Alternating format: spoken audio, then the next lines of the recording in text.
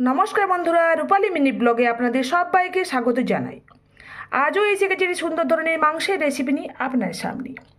এই যে দেখুন মাংস, এটা হলো হাঁসের মাংস। আজ হাঁসের মাংসের ঝোল বানিয়ে আপনাদেরকে দেখাবো। কিভাবে বানাচ্ছি সেটা দেখে নিন, আর এর জন্য কী কী উপকরণ নিয়েছি সেটাও দেখে নিন।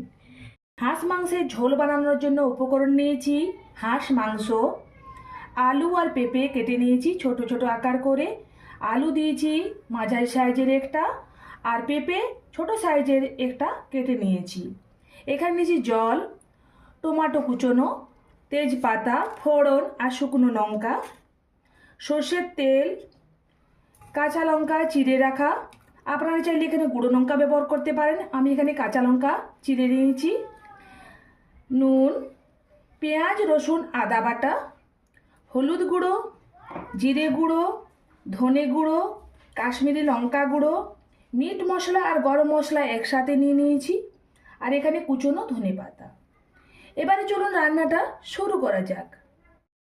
গ্যাস অন করে নিয়েছি, কড়াই বসিয়ে দিলাম। কড়াইয়ের মধ্যে দিয়ে দেব সর্ষের তেল, এবারে দেব ফোড়ন, তেজপাতা আর শুকনো লঙ্কা।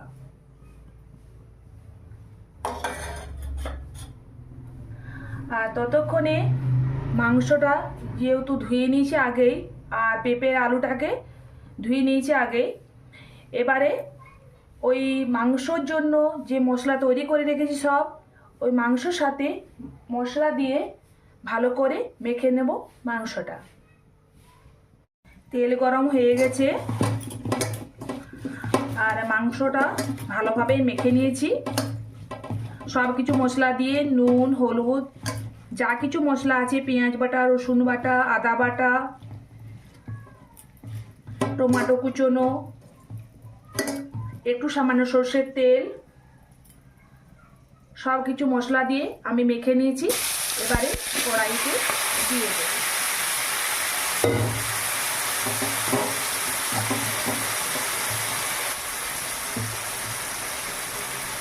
সব কিছু দিয়ে মশলা দিয়ে রেখে যদি মাংসটা রান্না করা হয় খুব সুন্দর রান্না হয় এই মাংস। এবার একটু নেড়ে চেড়ে নিব।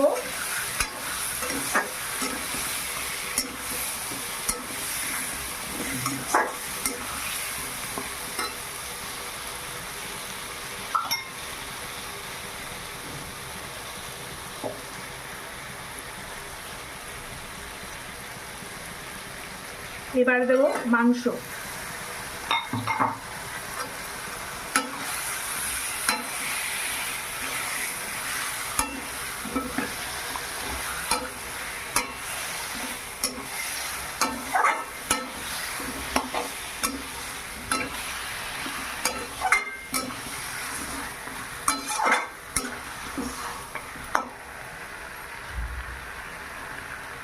এবার দেব কুচনো লঙ্কা কুচি, কালারের জন্য দেব কাশ্মীরি লঙ্কা গুঁড়ো। এবারে এইভাবে কিছুক্ষণ নেড়ে চেড়ে নেব। অনেকক্ষণ ধরে কষানোর পর দেখুন কালারটা খুব সুন্দর এসেছে। আর আপনাদেরকে বলে রাখি, হাঁস মাংস বেশি কষাবেন না, তাহলে সেদ্ধ করতে অনেক টাইম লেগে যাবে। আর এখানে পেঁপে দিলে মাংসটা খুব তাড়াতাড়ি সেদ্ধ হয়ে যায় এই হাঁস মাংস, তার জন্যে আমি পেঁপে দিয়েছি। আপনারা যদি চান যে পেঁপে দেবেন না তাহলে না দিলেও পারেন, তাহলে একটু মাংসটা সেদ্ধ হতে টাইম লাগবে। মাংস যেহেতু কষানো হয়ে গেছে আমার, দেখুন তেল ছেড়ে দিয়েছে মাংসয়। এবারে দেব জল।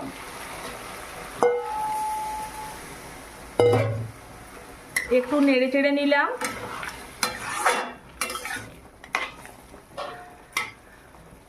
আর মাংস যেহেতু একবারে জল দেব, তার জন্য আর ঘুরে জল দেব না, তাই একবারেই জল দিয়ে দিলাম। এখানে আমার জল লেগেছে 2 গ্লাসের মতো।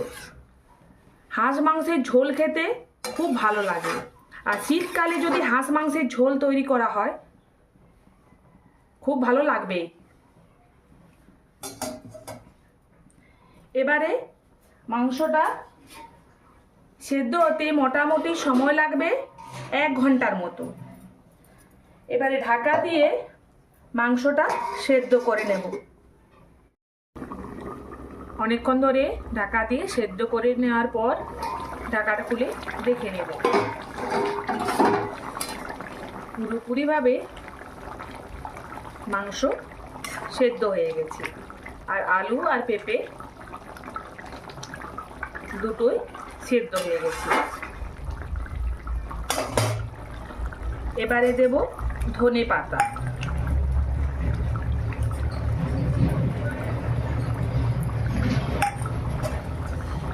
আপনারা চাইলে এখানে ধনে পাতা দিতে পারেন, আবার না চাইলে আপনারা নাও দিতে পারেন। আমি এখানে একটু আমার ধনে পাতা ভালো লাগে বলে আমি একটু ধনে পাতা এখানে দিলাম।